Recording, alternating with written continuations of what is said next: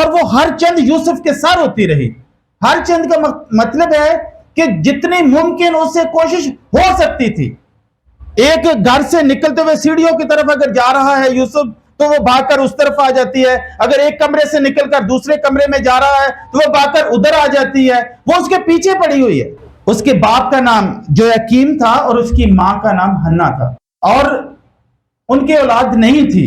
और इस सिलसिले में जो बाप जोयाकीम था वो बियाबान में रोजा में ठहरा हुआ था, और उसकी मां हन्ना बाग में नोहा कर रही थी। रौनक के लिए जो लफ्ज इस्तेमाल इब्रानी में हुआ है वो मिरा है, जिसका मतलब है हैंडसम। और ताजगी के लिए जो लफ्ज है वो बौरी है, जिसका मतलब है फैटर। और हैंडसम के लिए एक और भी जो लफ्ज यहां पर इंग्लिश बाइबल में यूज हुआ है वह फेयर। फेयर रंग उनका बहुत साफ हो गया।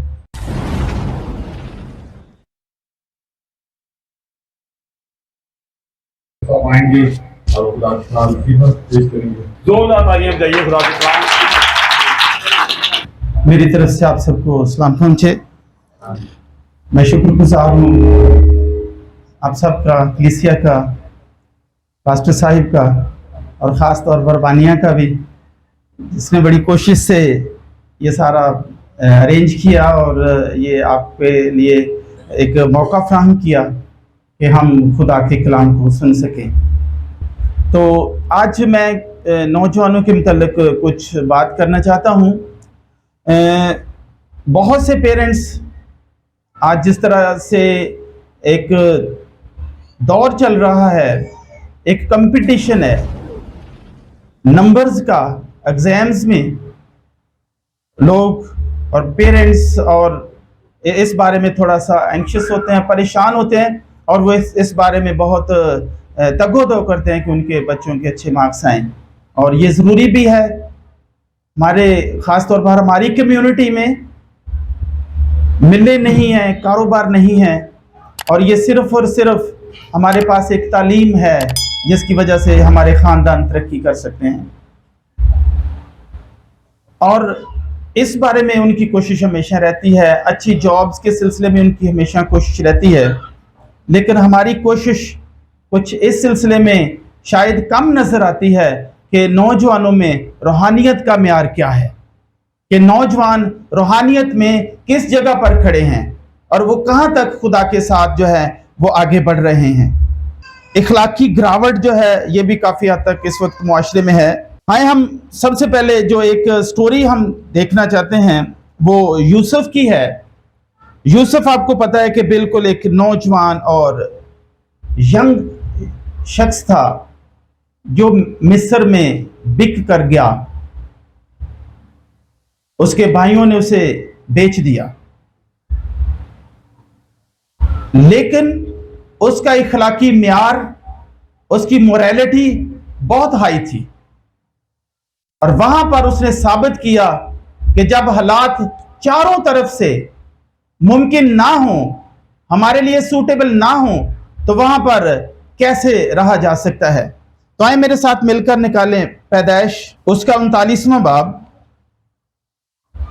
और हम उसकी 7वीं आयत से 10वीं आयत तक हम पढ़ेंगे। इन बातों के बाद यूं हुआ कि उसके आका की बीवी की आंख यूसुफ पर लगी, और उसने उससे कहा, मेरे साथ हम बिस्तर हो। लेकिन उसने इनकार किया और अपने आका की बीवी से कहा, देख, मेरे आका को खबर भी नहीं कि इस घर में मेरे पास क्या क्या है, और उसने अपना सब कुछ मेरे हाथ में छोड़ दिया है। इस घर में मुझसे बड़ा कोई नहीं, और उसने तेरे सिवा कोई चीज मुझसे बाज नहीं रखी। क्योंकि तू उसकी बीवी है, सो भला मैं क्यों ऐसी बड़ी बदी करूं और खुदा का गुनाहगार बनूं। और वो हर चंद रोज यूसुफ के साथ होती रही, और उसने उसकी बात ना मानी, और उससे हम बिस्तर होने के लिए, कि उसके साथ हम बिस्तर होने के लिए लेटे। यहां पे हम देखते हैं कि यूसुफ ने इनकार किया है कि वो ऐसी बदी नहीं कर सकता, और उसके इनकार, उसके पीछे वो बरकतें थी जो उसके बाप की तरफ से उसे मिली हुई थी। और वो रूहानियत में मजबूत शख्स था। आज गुमराही का दौर बहुत तेजी से आगे बढ़ रहा है, लेकिन जब मां बाप की तरबियत और चर्च की तरबियत और इंसान की खुद अपनी कोशिशें साथ हों, तो फिर ऐसे खतरनाक मौके पर वो हमेशा सुरखरू होकर निकलता है। यूसुफ को सब कुछ याद है यहां पर कि उसके साथ क्या क्या भलाई की गई है। वो जब मिस्र में दाखिल हुआ था तो गुलाम था, लेकिन यहां पर एक ऐसा खानदान जिसका बहुत बड़ा मकाम है, उन्होंने अपने घर का उसे सब इख्तियार दे दिया हुआ है, लेकिन वो फिर भी अपने इखलाकी गिरावट की तरफ नहीं गया, क्योंकि उसका इखलाक बुलंद था। यहां पे एक लफ्ज जो हम देखते हैं, और वो हर चंद यूसुफ के साथ होती रही। हर चंद का मतलब है कि जितनी मुमकिन उससे कोशिश हो सकती थी। एक घर से निकलते हुए सीढ़ियों की तरफ अगर जा रहा है यूसुफ, तो वो भागकर उस तरफ आ जाती है। अगर एक कमरे से निकलकर दूसरे कमरे में जा रहा है, तो वो भागकर उधर आ जाती है। वो उसके पीछे पड़ी हुई है। उसके लिखा कि उसके सर होती रही। सर होने का मतलब हम पंजाबी में कहते हैं कि हाथ तो के पीछे पै जा। वो ऐसे उसके पीछे पड़ी हुई थी, और वो चाहती थी कि ये मेरे साथ बदी करे, लेकिन यूसुफ ऐसा नहीं चाहता था। यूसुफ को पता था कि मेरी खुदा के हजूर से जो हाजिरी है, उसके हजूर में जो मुझे इज्जत मिली हुई है, वो सारी खाक में मिल जाएगी। इसलिए वो उस बदी से बचता रहा। मालिक ने उसे सब कुछ दिया हुआ था, लेकिन वो बुरी नजरों से बचा। उसने अपने स्टैंडर्ड को बुलंद किया। आज के नौजवान के लिए भी ऐसी ही तरबियत होनी चाहिए। मां बाप को ऐसे ही रास्ते पर उसकी तरबियत करनी चाहिए। उसको बुरा भला समझाना चाहिए कि आप अगर मुआशरे में हैं, अगर आप इस तरह की आदतों में पड़ेंगे, तो आप इखलाकी तौर पर गिर जाएंगे, आपका फ्यूचर बर्बाद हो जाएगा, और आपका मुस्तकबिल जो है वो बिल्कुल तारीक हो जाएगा, और आप आगे तरक्की करने की बजाय जेलों में और धक्के खाएंगे, और आप भागते फिरेंगे, और पीछे आपके कानून होगा और आप आगे होंगे। ये हमारी आजकल की तरबियत होनी चाहिए। हम अपने नौजवानों को, हम अपने आने वाली नस्ल को, हम अपने आने वाला जो हमारी नई पौध है, उसको हम इस तरह से अपनी तरबियत दे सकते हैं। और अगर हम देखें तो एक और मिसाल हमारे सामने है, वो है दाऊद की मिसाल। दाऊद की मिसाल भी बहुत आला मिसाल है। दाऊद बिल्कुल यंग था और उसका मियार बहुत बुलंद था।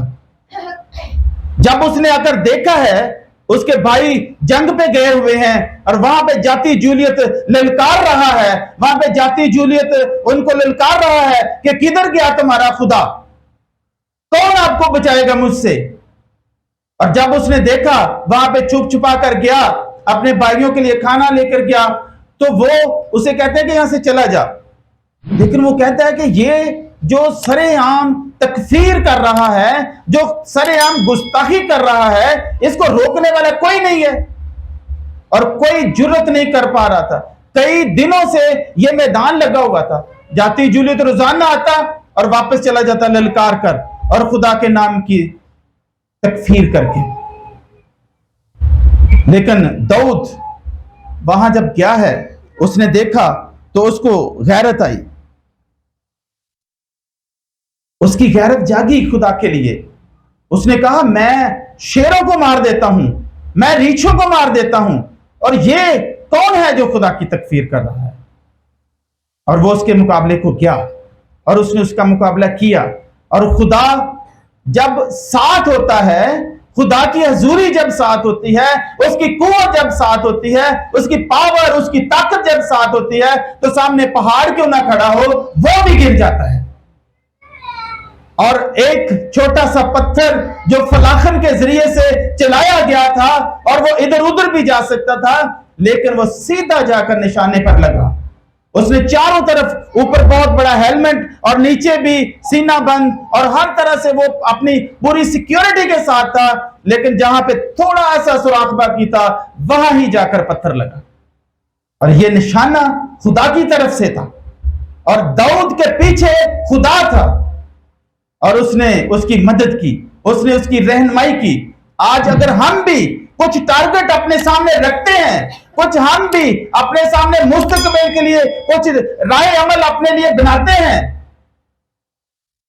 हम सोचते हैं कि हम डॉक्टर बनेंगे, हम सोचते हैं कि हम इंजीनियर बनेंगे, हम सोचते हैं कि हमारी अच्छी जॉब होगी, तो फिर दाऊद जैसी जुर्रत, दाऊद जैसी खुदा के पास हजूरी होनी चाहिए हमारी भी।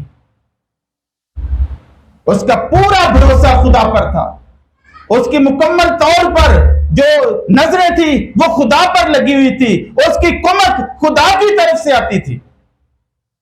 और वो बच्चा था और जाती जूलियत बहुत सूरमा था, लेकिन वो नहीं डरा और उसकी छाती पर चढ़कर उसने उसकी गर्दन तन से जुदा कर दी। और ये खुदा की कुदरत है। और अगर आज हमारे नौजवान अपने लिए यही तरीकेकार अपनाते हैं कि वो अपने पीछे खुदा की कुव्वत को समझते हैं, अपने साथ खुदा की ताकत को समझते हैं, तो फिर यकीनन उन्हें भी हर मौके पर, हर लाइन पर, जिधर भी वो कदम रखेंगे उनको बरकत मिलेगी। सैमुअल जो कि अभी यंग था, वो जब खुदा ने उसको पुकारा, वो शुरू में नहीं समझ सका, और जब उसकी रहनुमाई की, उसने खुदा को समझा। तो बाइबल में लिखा हुआ है कि खुदा सैमुअल की बात को कभी मिट्टी में नहीं मिलने देता था, यानी कि जो कुछ वो बोलता था वो पूरा होता था। और जब खुदा की कुव्वत साथ होती है तो फिर इसी तरह से खुदा मदद करता है। और हमारे नौजवानों को खास तौर पर खुदा के साथ चलने की और उसके साथ लगे रहने की जरूरत है, ताकि उनको भी वक्त पर कुमक आए, वक्त पर फरावानी हो, फराहमी हो, और वो आगे बढ़ते जाएं और आगे ही आगे देखें और अपने मुस्तकबिल को बेहतर बना सकें। हम आगे बढ़ते हैं और देखते हैं दानियल को। दानियल वो बहुत मजबूत शख्स था, रूहानी तौर पर बहुत मजबूत शख्स था। और जब वो दानियल और दूसरे साथी पेश हुए बादशाह के सामने, तो उन्होंने कहा कि बादशाह के लिए कुछ नौजवानों को चुनना था कि नौजवान खूबसूरत नौजवान हो, तो इसके लिए उन्होंने उनको चुन लिया। और फिर उनकी खुराक के बारे में डिस्कशन हुई कि इनको खुराक क्या दी जाए। आए हम देखते हैं दानियल की किताब, दानियल का सहीफा, उसका पहला बाब और उसकी 8वीं आयत।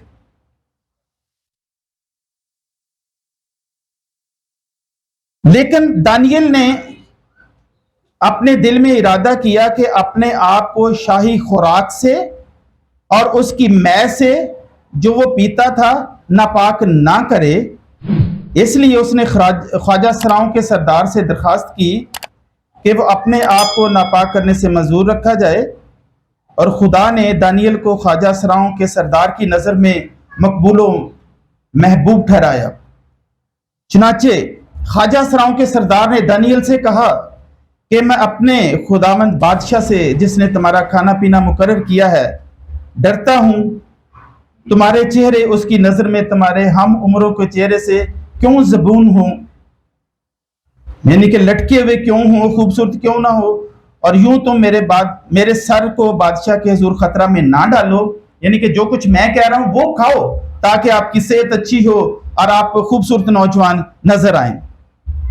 तब दानियल ने दरोगा से, जिसको ख्वाजा सराओं के सरदार ने दानियल और हनन्याह और मिसाइल और उजरिया पर मुकर्रर किया था, कहा कि मैं तेरी मिन्नत करता हूं कि तू 10 रोज तक अपने खादमों को आजमा कर देख और खाने को साग पात और पीने को पानी हमको दिलवा।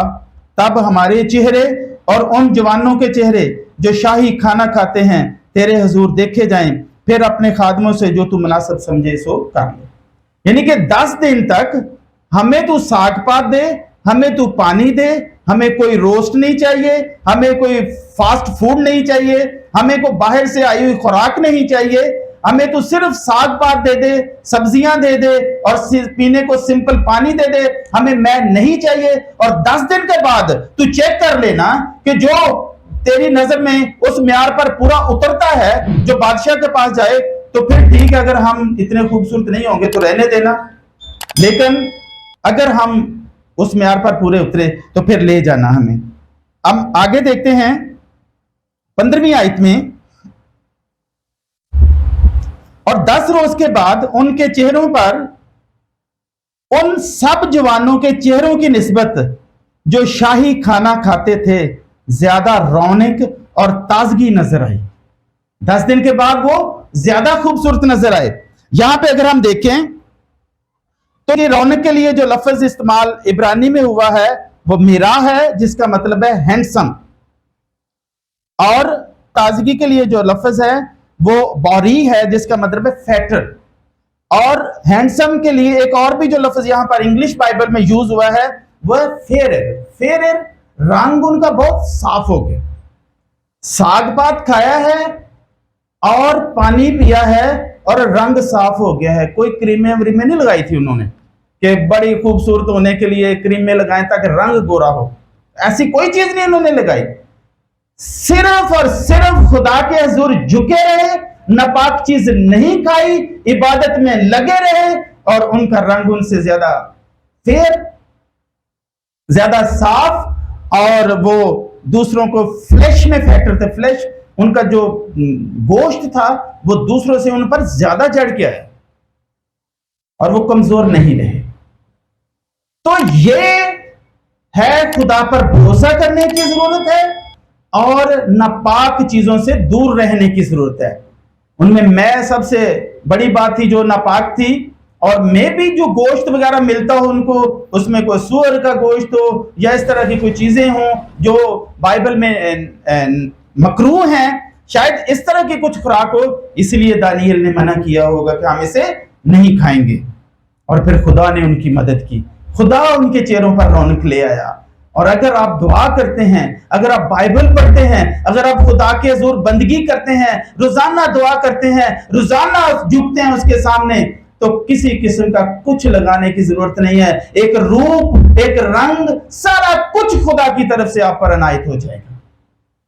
लेकिन जरूरत इस बात की है कि हम उस तरफ रजू लाएं, हम खुदा की तरफ झुके, और फिर हमारे लिए सब कुछ जो है ये मुमकिन होगा।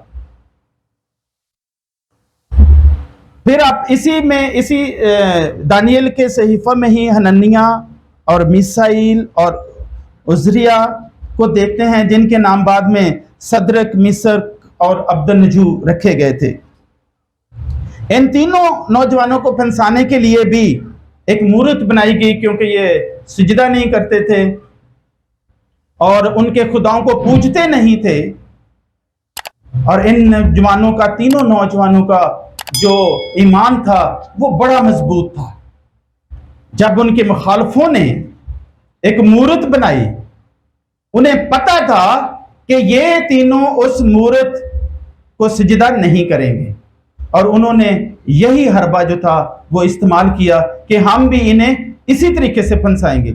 उन्होंने एक बहुत बड़ी मूर्त बनाई और उस में सिजदा ना करने वाले की सजा जो मुकर्रर की गई थी वो आग की भट्टी थी।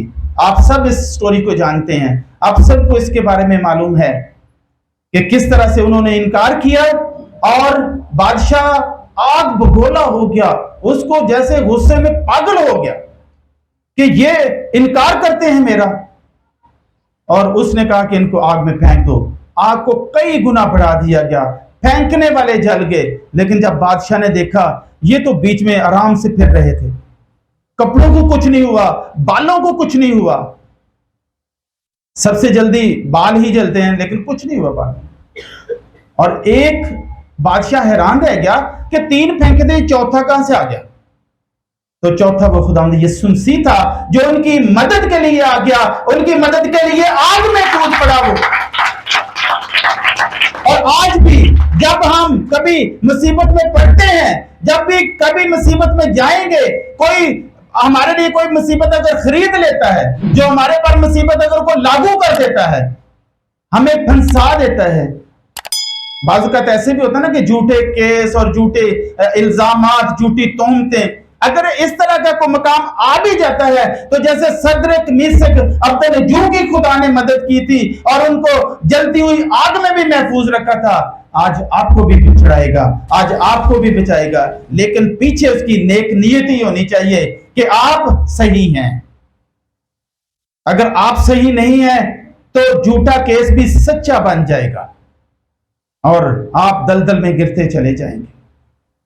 लेकिन नौजवान, आज के नौजवान, हमारा सरमाया ये नौजवान है,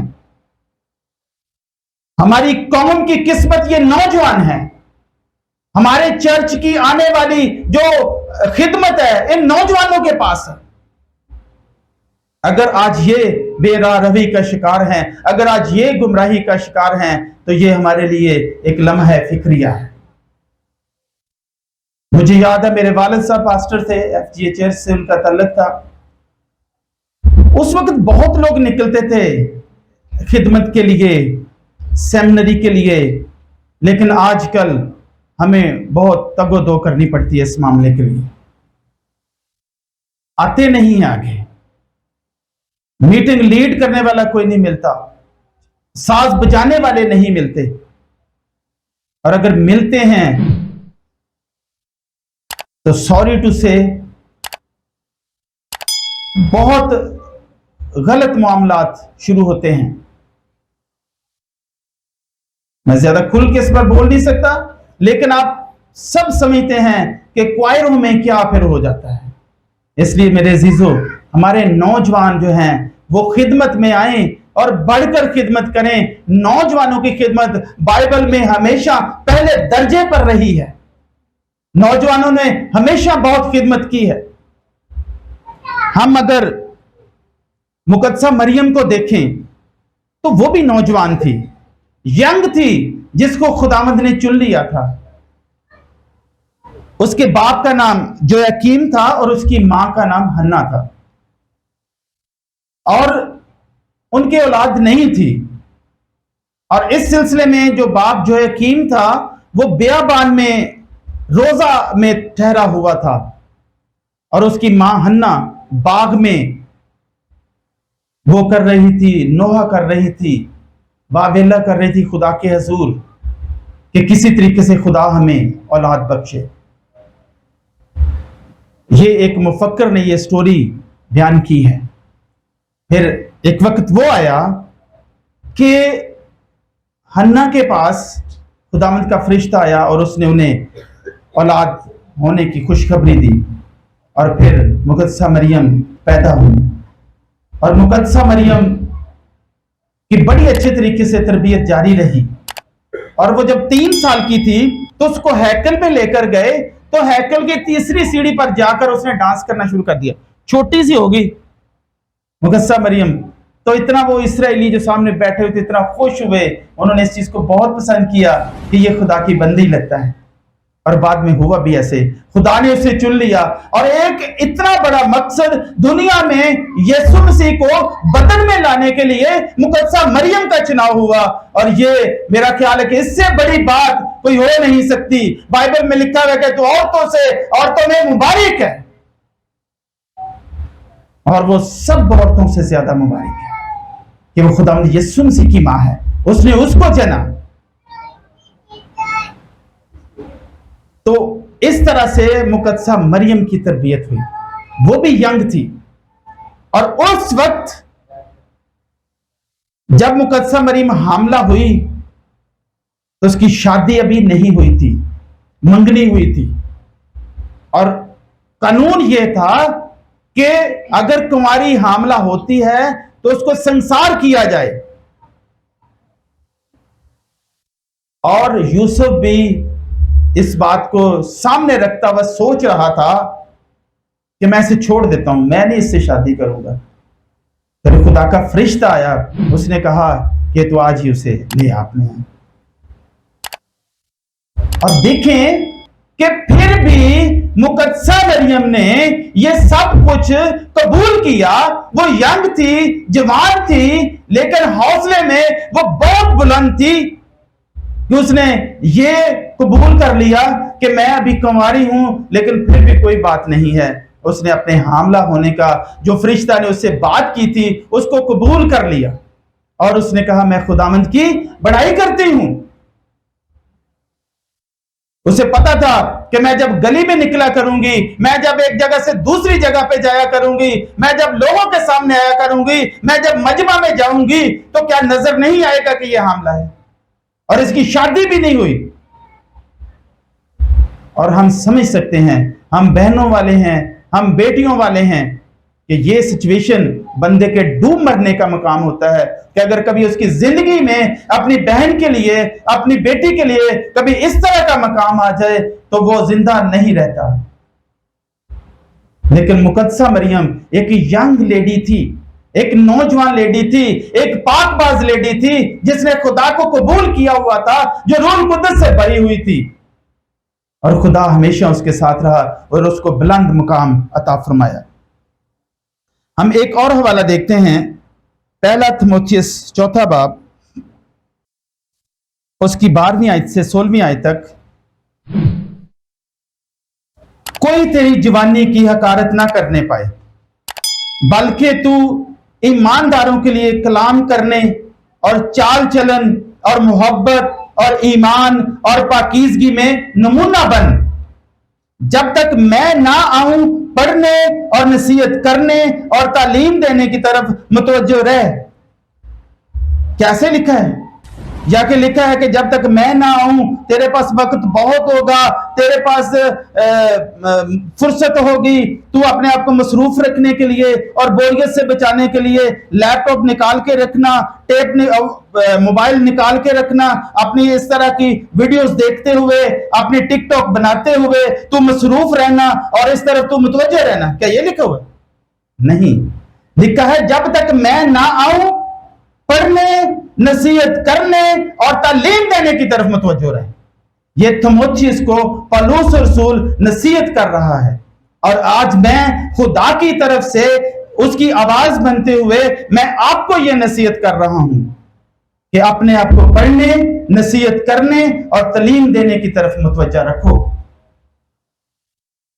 अपने चाल चलन पर गौर करो। ऊपर लिखा हुआ है, बल्कि तू ईमानदारों के लिए कलाम करने और चाल चलन और मोहब्बत और ईमान और पाकीज़गी में नमूना बन।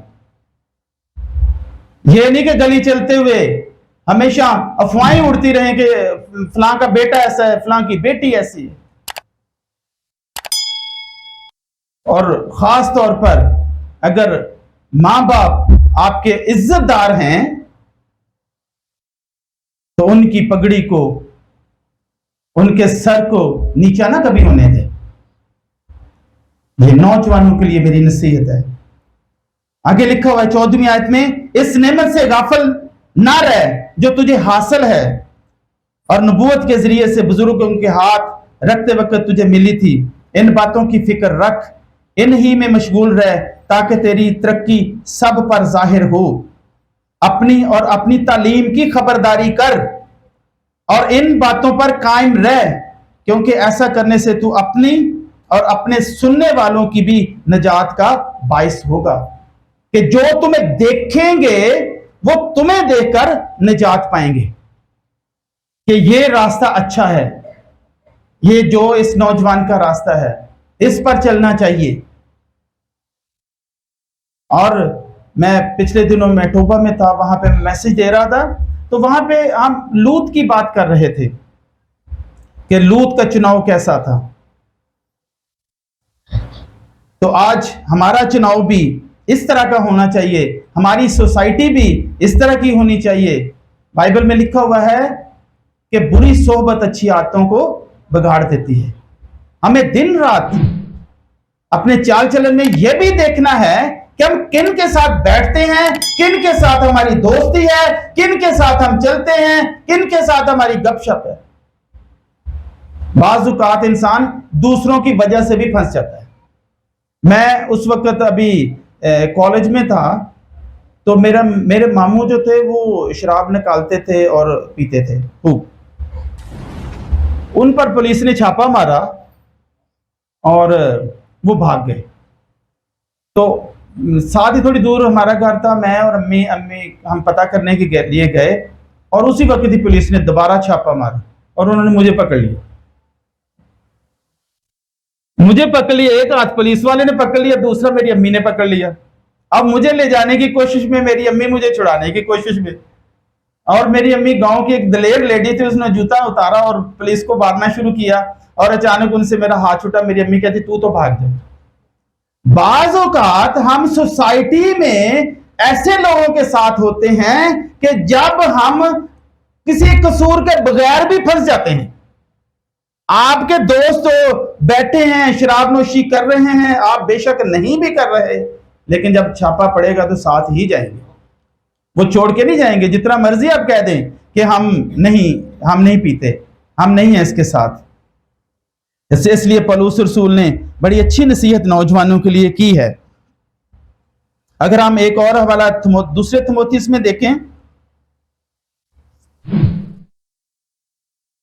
उसका दूसरा बाब,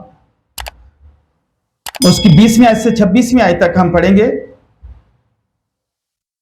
बड़े घर में ना सिर्फ सोने और चांदी ही के बर्तन होते हैं, बल्कि लकड़ी और मिट्टी के भी, बाज इज्जत और बाज जिल्लत के लिए।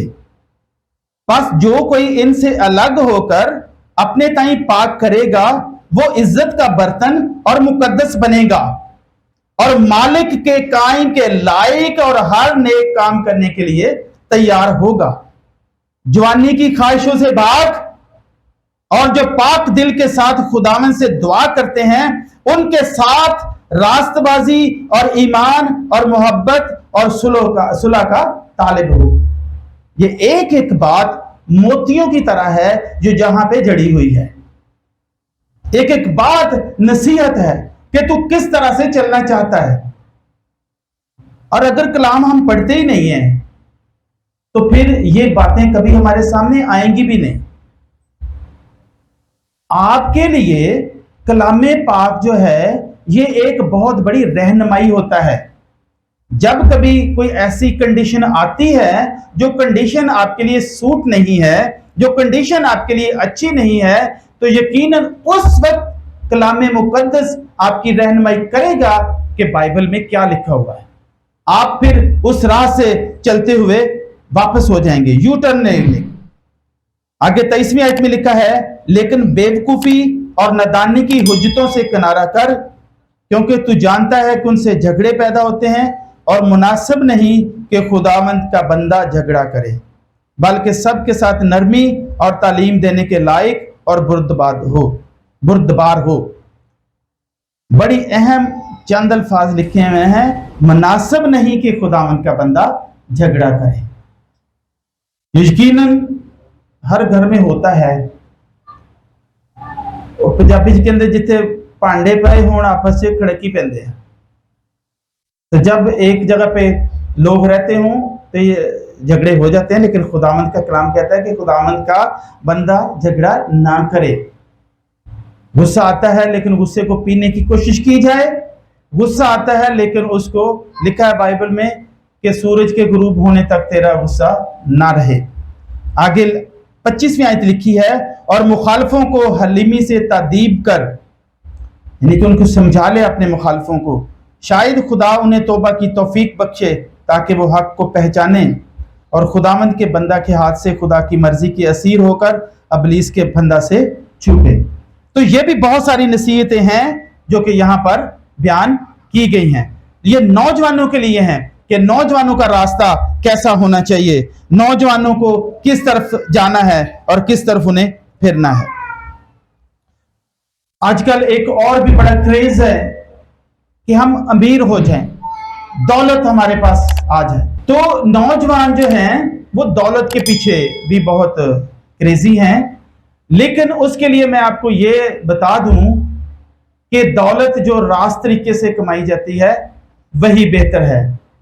बाइबल में लिखा हुआ है, जब वो अमीर शख्स खुदावंद यीशु मसीह के आगे से चला गया, जब खुदावंद यीशु मसीह ने उसको राह बताई कि तू इस राह पर चल, तो खुदावंद यीशु मसीह ने कहा कि दौलतमंदों का खुदा की बादशाही में जाना कितना मुश्किल है। तो मेरा टॉपिक असल में ये नहीं, मेरा टॉपिक ये है कि दौलत भी अगर लेनी है, दौलत भी अगर कमानी है, तो अपने आप को लायक उसके बनाएं, अच्छा बिजनेस करें, ये रातों रात दौलतमंद बंदा नहीं हो सकता।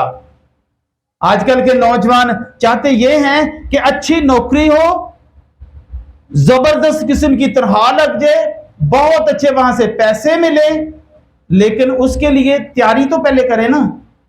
उसके लिए अपने आप को डिजर्विंग तो बनाएं, अपने आप को हक पर तो लाएं कि हम इस चीज के हकदार हैं, तो फिर ही आपको मिलेगी और उसमें कोई शिकायत नहीं होगी जो आपके पास दौलत हो।